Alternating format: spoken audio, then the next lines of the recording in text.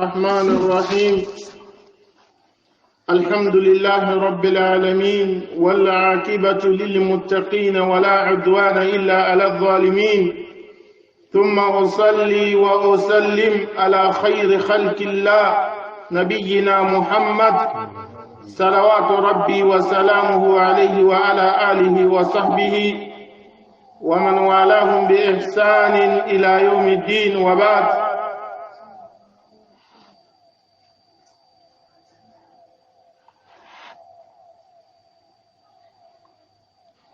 Tẹ̀gbọ́n ẹ̀yàn kìtẹ̀ tí láwọn tọ́wọ́ ọ̀tẹ̀gbẹ́ wọ́bẹ̀ ní ẹ̀yàn ẹ̀ kí a sọ́láti kìtẹ̀ tó wá òsèlì tí a rasúlù Muhammad kí mẹ́mọ́ tọ́wọ́ ọ̀tẹ̀gbẹ́ wá ṣírí a otomoti kíkùn tí ń se dédé yọ pàcím ń se wọ́wẹ́ mọ́ta man jaka ló ti kìláwẹ̀ ń se dínì islam pàcím watan cùn tí líbó wọ́n mọ́ta ká tó múná wín tógó وامد الشيطان كاوتنا هو تلني مطل تبي كيغا سورة واتعالى أنا تبي كاني سورة ميد إنسانا عبس سورة نوما توصل إلى رسول محمد صلى الله عليه وسلم سورة نوسا وابونوي النبي من جوام فكا نيانا نديسي على مركا ese be pere wa ke belaye aje amata ka laye sada banne de jiburin sura ma mata ba ta gwadi arrahman ko jora wa to yo ki pe pinpin wa chawadeu ke chawana deuye wa waji je ngor deba mo bo duniya wa adine poye الرحيم انسا وبيتو تلوتي الجنه كفره بيجوب بكرن الخير وان كا دنيا كيكين موتان كي موتان مبوتا كبا يمبو با يوسين موتا وين بين الرحيم تيجيتوي عبس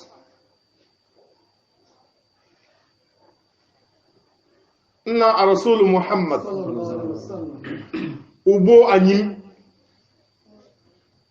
ubo anyim watawalla alikipedi mun ko keke tawba an samana qur'an wadi sindi samana a unyibi baroba yaye de bon qur'an kalulona o ban takaraki wena menema la kaluloni me en wakanki lolo bana rasul muhammad sallallahu alaihi wasallam we man jabbu mbasini sura wale na kiwe obake nwo amanda na so ya yeye ka qur'an diba ngobwe ole kiwe na abas na me andibi man jabbu anyim watawalla aligipedi munko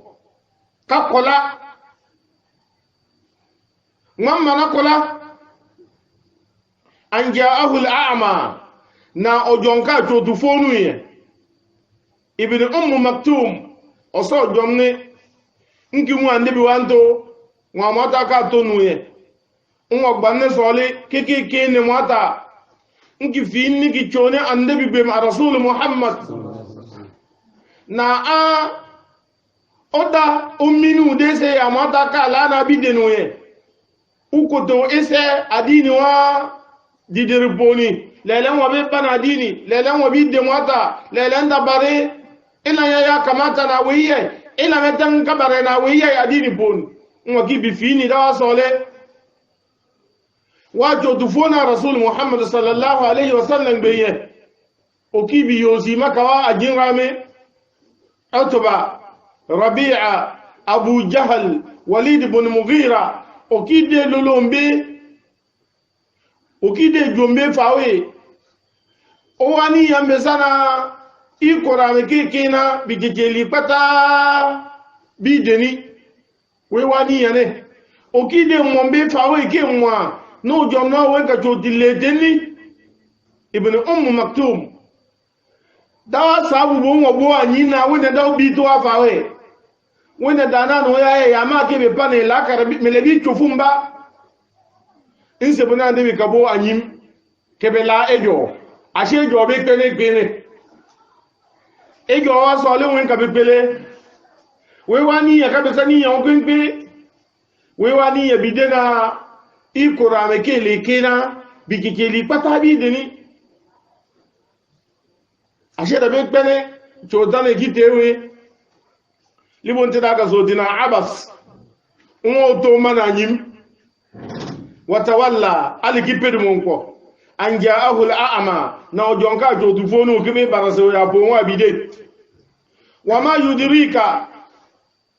man min isa rasul muhammad man bi min siye la'allahu yazakka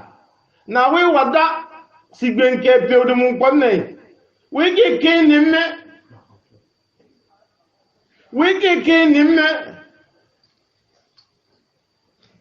nkiki si foni se gbenye na oponi da fo iponge nwambi mi se wa de bere ana pe wa de bere ela se bona abe gbaye ki ya mito aw yadhakkaru fatanfa'u dhikra nwanpe nwansa wa mizie kevide bere a we wada sigbenye we sa wa abi lolo ni alo tese ase kasuwa wazi ayo ya da force na chanwe ke lana itin ni binyin batam mammi sire lele mota kalebe miwile o lebe miu da bona a eke pede be kinyi na we wada na awanim ela na bombe nege e bombi shiriane no bantan ka ki jote dase to wa dase me biki le gizozi na we wada se me we nwona we nwo nwansozi na we kasa obi nwe na lebe ubumile ton la nebe na we sa unyini wa keke ni mme nkifo na ikotenu so adu koten riponi ya abi so we pata da bitu kotewe ni shiria so awazi bi force we amma man isagna dekena baki wena bi sabawa jinrame obaka chakpachabe obaka ya we control obaka kwewe wa iko ya mwana onwa ya bin simara be basi bi mare fa anta lahu tasadda bini saka baswa mele pata so ala karpata ke bape dekena ke si chanawi wakite dasna a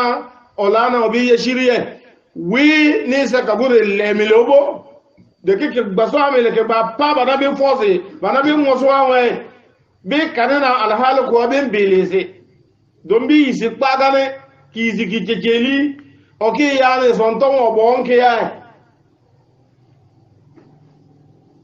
amma man istagna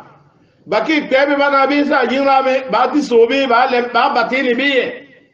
fa anta lahu tasadda dayawa unyini se ka pirin ke gbaso amele ke gba tebi de ke da be force alulumbie wama alayka alla yazakka Allahu akbar na alajo lande sa nebibo ba agba yin ka kipebe ke ya ba waziye be ka kenan fi ba alajo lande sibo wama ala rasuli illa albalag utoka palajo bobo na fa baka palajo bobo na be ba da barisigiya mana aya waziba jibombi yin kana shiriya si sana ya ba be barese sana ise dudu ya be wazi e ya wazi na to ise to podi ko silum kondo oja batibone sekade batibone sekade ya deli weni de kena ba be barabana batiboni ba tese de bere na ya wazi albinyi kadesi mbe barande bo bana batibomba mata ka tonisiye nso awazi boni mbinyi kadesi bai baroba de kiyama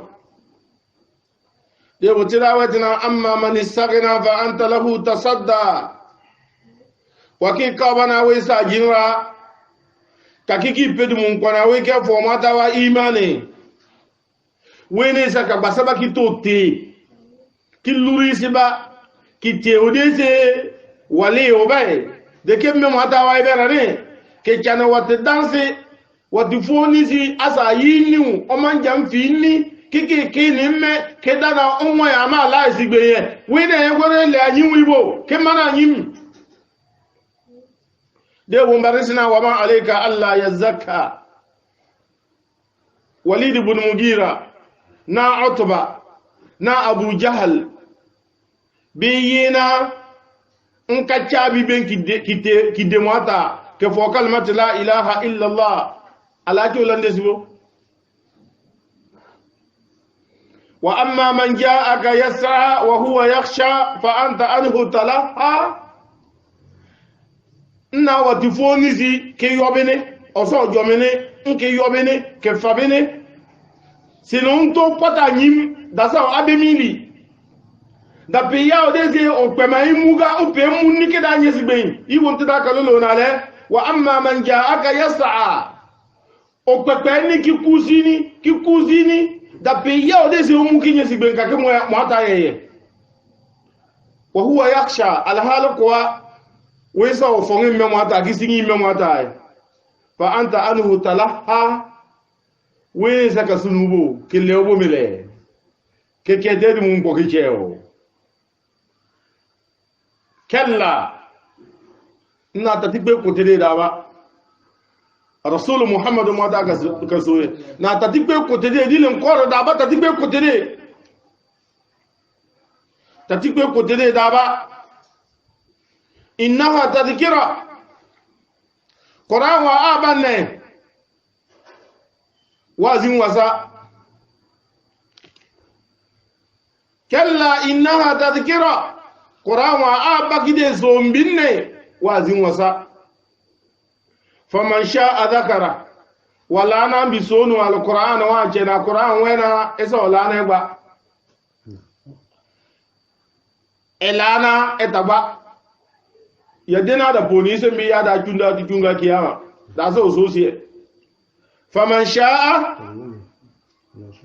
zakara ilana qur'anin sasu wazi ne ilana da ta sasu wazi da ku jodo ba fi suhufin mukarrama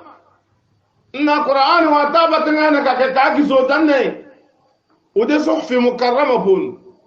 takar dam bim bono wati deni lawhil mahfuz wa wala bonin bawano we wajirima kachu qur'an wajirima kachu na udenni bati suhufi mukarrama bati mena livre girima yo nzabati book kaye owaga wala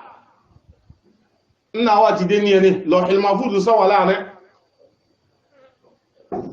na qur'an ka ti deni ni le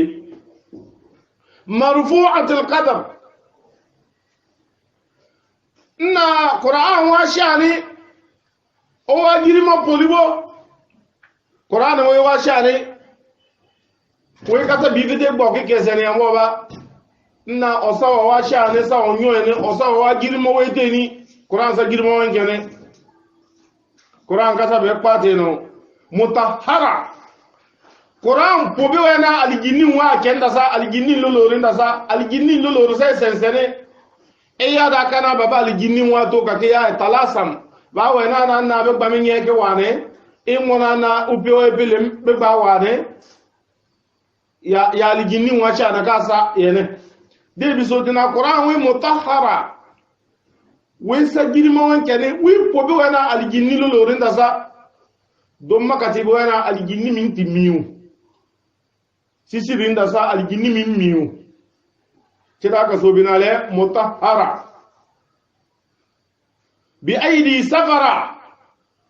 ba meta ba alqur'ane kadawa ambassadeur me ngane ndade esa malaika bitom mi ngane ndade jibril malaika jibril we mota ka pata alqur'ane kitana wenda na rasul muhammad bin sallallahu de wotina na bi aidi safara safirini ambassadeur na malaika jibrilu wimba alquran wa shafe we mota ka tonu alquran no banna alquran de ya mota ka sonu na loloyi nkida no wa bitombi kiramin be malaika man ta bajo alquran wa shani lawhil mahfuz boye be sajirma malaika ne be ka malaika ba lelebe barara na be sa malaika ne bela atikiya bela be na kiramin be sajirma malaika ne barara ba kwestinyi mwata ebe na timbinyi ki ga ka dingi die unyiki ya da de na be ke to girima non ko ban kugorezi amboba ha biki pe to no nyigiri me ba pon to wiki bi pen wiki la na ogbaba mo pata ke pe le di pombe ni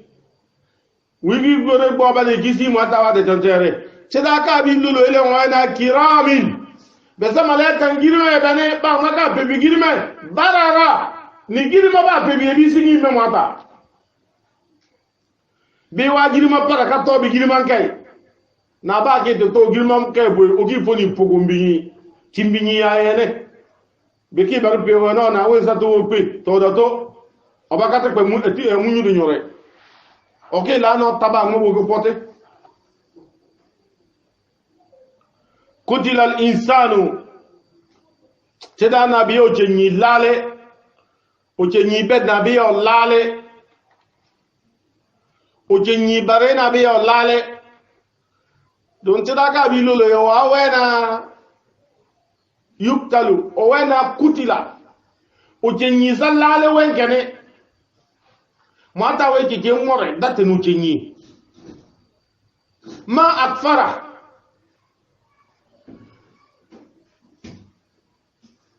ya buba yo chenyi lale zana a ngbe po chenyi ti kuturu tare no da beki ya da wena na unyi ye mata ngpo da kwempete non po da kwengete no bakpa la damba bada al kufur tike nyite bona te kwente takpa bata malabo te boni be mali nyide abena so mali nyike do mata te malabo ti delwo ama ya zina wi vede sa onyin kole wi vede sa uyu ama ke sa mali nyi ama be ya da wena na ujenyi so jenyi onyi so jenyi to be na te pinte pata yinda de na ne igbini na ya lege batle be kutila li insan nabi onyi lale ma akfara ngam ko gudulu tere ki fo onyi ni dike nyidi wa ya na mata dike nyidi ngam ko tikpe tetelam pe poyi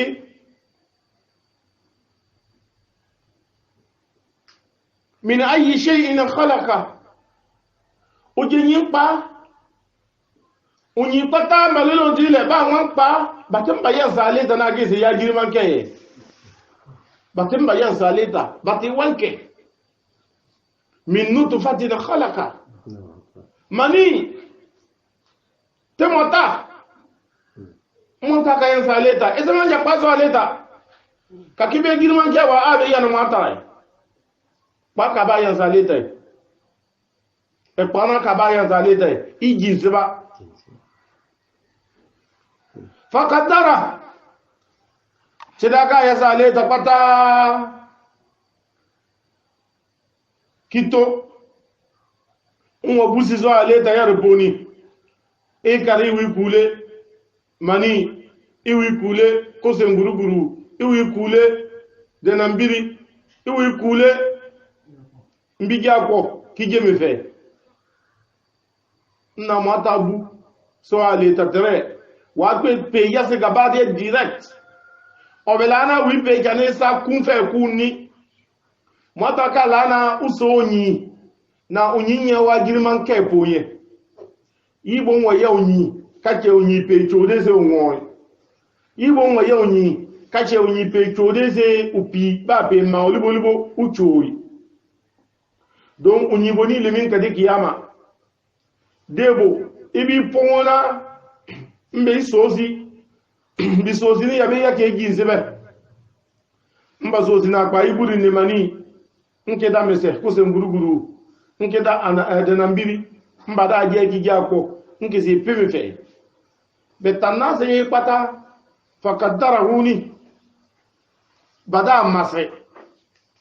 eda vi na oke do gbenjirbo oke pene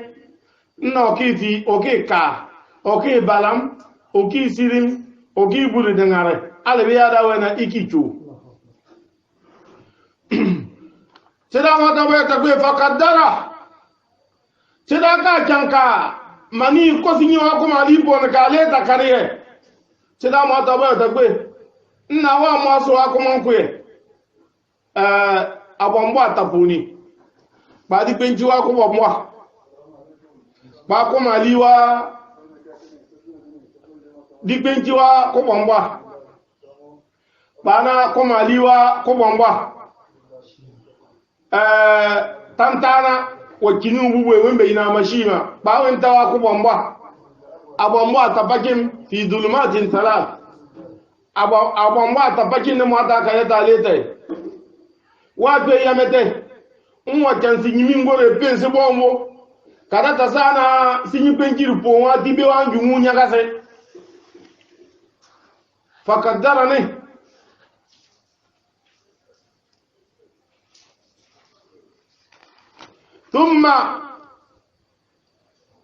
ثم السبيل يسره يبون وين وتاك في مني يكو nki jini se kitezi e pa no nyi pe wa tepe dawa wan sadanga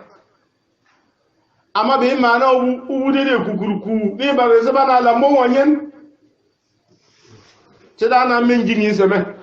da sa na men jini se ma si di man jambi pe mo ngam ke poti ama men wata jini ama ya liboy summa sabila yassara nki jini se ma ni soji e be nyen wolo da sa yambo ba da sa nan kwa mo ba tumma ngi pe ya da Canada ma yibone amata nan kose nin chamala kalmo tinda fo so me fe fa akbara ale be bo so adu kuri ba ngwa pa no mi na wa nu kuri so na wa no adu kuri so deje akupa ta pa ne ti tubore ka ba ngwa ya ne ta ke ko nyibu adu kuri pa ke yo bo ti sirime fa akbara ne men chambi ba ma adu kuri bi do be na wa ne ya so thumma ibani idha sha'a nki ya da Canada ma anshara nenda ta se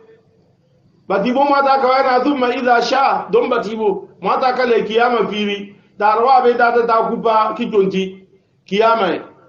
na a ai dilembe tukutie wale dawa ba kiso ba ale tanjiga wale dawa ba kiso ba ale tanjiga o wena tibi ko ni bisiti kekatawa ku amma darba be data kiyama da kike no wete darwa Canada man wabe dati kiyama le o Canada man wabe dati kiyama tabin na ni cuti gare su dena thumma idha sha'a anshara ina tiki ya da Canada ma unti datu ni salama to wa btimoli chiga kalla na gwara ne sabon le unyi mata ka soye na gwara ne sabon ki wure mate so ala kar punu kula me ta san na pe na ya saka mate yende ala mir pulbo lamma yaqdima amara unyi kala fite bariya ya ba jo ya wada ware ya mata ka je tikiti bacin owa bota yare tala fite ya da wada ware ipana farilan poni dans 24 heures, 25 minutes, il n'a pas à Jafar 5 minutes, Lachar 5 minutes, Magaribi 5 minutes, Lisha 5 minutes, Asoba 5 minutes, pas 25 minutes. Dans 24 heures, dans 24 heures ne saka ba 25 minutes inki ya mota inki te kakiki ne da la perdose jama to pana ba kella na nyen so am mbem popul ke goran ne à la raison ke goran ne kida de mata lamma yaqdima amara ya ba la nu nyi kala fi de yaye on to boy ba ke lene obe falyanzur al-insanu ila ta'ami sedana nyi gbe goran la kar ka pa wa ti jiwe ta wa joyi wan se ti jiwe ma wan ya ti jiwe ma wanze tiji wa makaya wanze ti falyanzuru al-insanu ila ta'ami na ba ngora la kar ka pasi yene señor ven wanze anna sababna al-ma'a sabban tamata sini munyu di sindi manja cho ni wa akibi ngana bugiti yempe ngasamme manja wa akibi na ni pide ke ba ko ta ni tempe mangom de ta ki de ki mu mangom dile wa wenne nanda borofudem bambati yan ko kolon tata bal mo man wata sedana manse do adoniya me wata se do adoniya anna sababna alma asabba tibi sabasini munyu kiti di sindi manja thumma shakakna al-ardha shakka tisinina munyu de na ke banawati jiwe kakibuye no abi kakibuye ese buni ke tada bo me mo atan ke kete wanti juwe manye na nyina ki juwe wan po ka bete kilo ti kete ge di yipwe dawa opele susu wa peme di yipwa opele susu wa peme pem po wa bi kete chini kete ke nyene da pem po wallahi da ke pom amam me mo ata manje ke kete wa sedana thumma shakakna al-ardha shakka tiki janna ko tani nti se changete nwa ne bambate nyen me wangi kiti bambate nyen shakka da wara kwa fa ambatina fiha habba ko tani rupo mangi janna kiti wa nti mompe kite ipi da bankwata wa inaba ni akibi mete mma kite ni mbinyi dese mango minne danda boro budemi bimbe ina inaba me akibi ngata muye wa qadaba nsafrimi dese to belana ina friye pom de terre akutum da carotte ne se chanda pata ampen wa zaituna mbuji baba ina zaituni te kakbeda ya wa ichilema wa nakhla ndabinomi wa hadaika gulba ntesa tetakipimie ntesa tetanye ndakwata yosipe me wata nwange kiti ndakwata mpen wa fakihatan kadira wa fakihatan na fakiham akibi wa abba ama tita mata ka lulu ne pa akibi apa mbe na fawake pa ne avaga na misli tufah tufah zato aplo afaka ke se fe yene wal mishmish wal burtukal na kutum tabade le janka kwete tedaki lebe mitina a wiki channa kuta nyimwe wakiti ntwate pega pata mpe wa hadaika gulban yawa wana tasa tiki dabata tenka ko aji kwele ki pele tiji po mpe wete ntananyi ko sawa giriba bakpete sate ko sa ka pena de pena ko se ku ki li chinan ki fita ba nta mola boni ko sa ma ko fosene mbayina hadaik tesate gulban tachipunye sedana me se da kwatawa yiko nda ya ile wa fakihatan akibiwam ababa wa abba ni ikiwa abi iki ataya antakpankpate kafinta ya kellate dipinye dawa abi mbayina abba de kina be wanana habba be haw owa ansatmo tai pika ngwe de kina be wanana abba ba mon pana qur'an mamachi indana habba wa indana abba indana habba wa indana abba larubu adiche ba na harafu la ndese ba yuye te dawe fumbana wa habba nse piwa temo ele ma wana wa fakihatan akiba baba wa abba ni chi atala te wa abi ndakota mpe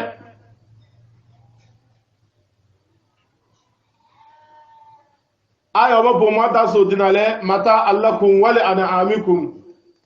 nimin da fosi gite nimin da sa aziya gite na ba nwan kare di kibiri da dina sin ye fi kete de da san me mata mbimu de meten da teno da bam de pega ko ne to da bam kina ko to mo da kene duburi ne ba gi kingi duwe to ina nimin da sa aziri kirkite nimin da sa aziri kirkite mwato le da la via nimin da sa aziri kirkite le de botira so dinale fa iza jaat as-sakha kiyama ki ya da fona na kiyama ki ya da sirina badarani yawma yafirru al-mar'u min akhi daru nyika bi sinyu nyibu aka nyiki bi nyina sinyibu ni yiyu na wane peme ni kawe ka toji wa bar laiwa ba yawma yafirru al-mar'u min akhi daru nyika bi sinyu nyibu yane wa ummi daru nyika bi sinyu nyi wa ma onyenu pon ke tare da me we oda ma ke ba wa kuma tinyi alla ta saba le ko bari nyonyi ke poate o kiki toji ne pate won tan ka ba da me na da dare unyi bi sinyu nyi ma wa abi wena wade no wade weniya na oyidi wate ujo tinyo sote na to bon la ko tame na chunke fone ne na gbanna ujo baba budani awon abi jo de beto na jinimi gbawo hey nga ningiye da dare unyibi kawe na gizinyi wa sahibatihi unyipo wa wono dogodo golo pakim wakina wono kwatata udena kinyidina sampe na ezele yamba di kiparge kwa mwesa nko yanko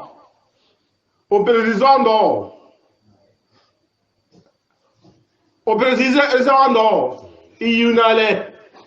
senonda do ta gwenginya kata ha no anka bwata tonna nwe metoni unyibi singi upo wa wono doko piku kolo pakiye wabali unyibi singi ubibi manga ba wa ma o man jamma be ke lada pe kote now o fi ke bad ko no na ngambao patama bi ke to ala be a tanwa ma be ne mo pete be ko bi nyi unyibi ka bu gigi singi deja bu ga kana we na be do singi bati bonda be yade ye sedana li kulli miri'in minhum yawma idin sha'nun yughni dadare gbanyi gbabu gbagolo gbanare gbonyipo ba ngwe fo dadare nafsi alaka da pona ne bin pata nafsi dilen sambane matukpe mena li kulli miri'in minhum yawma idin sha'nun yughni na dadare ba ngwe fo wujuhun yawma idin musfira matan to tibijiga na dadare tabe ka fuskan be babe tabe ka anyima abage tabe ka anyimi abanye tabe ka binyibe babeye be wa nyimpo ne mekalande bi nyimi mpompene kide aske bi nyimi mponi de aske dahikatun bi nyimi mponde surir mekalade bi nyimi mponi onyeke ya da sina darba bi ya yi kela damina le damina we manja pe peni yana de jere de dilem mustabshira ko polo manja pe osidi ke gina dilem timisi dom tifina kiyama wada be yanne se manja be besra dom unyi na alafi anke kalafia ese manja de misina kalafia siwento po mwase kubulu pibisi dahikatun mustabshira na bidon do polo kopi na dile wen arjanna timisi patanto tibikiga wa hujuhu yawmaidin dadare anyima bangi abe kanyi binyi be babe abe kabe kutulunni bakaran ne dike nyi dike mata wadi derini alaiha gabara nangi duguguri tungi e ko nyi min ka de tekpe bar pana tekpe ba gbana ko pombon ke pete nunye anyim pon pata de tunke ma chawo everything kese anyim pon ki de pete tarahaquha katara na anyim pon ki kombo anyim pon ki kombo anyim pon bode epe ya da kana ba nyimi ma anyim pon bode de tekpe ye pim bebe na mi nyibini sadaka zo jina ulaika ba ambelana ya da ka bi nyimi pon bo humul kafara kutulumni bijenyini alfajara borokonem ne sura man tawado koso tege be ke sura bon povetere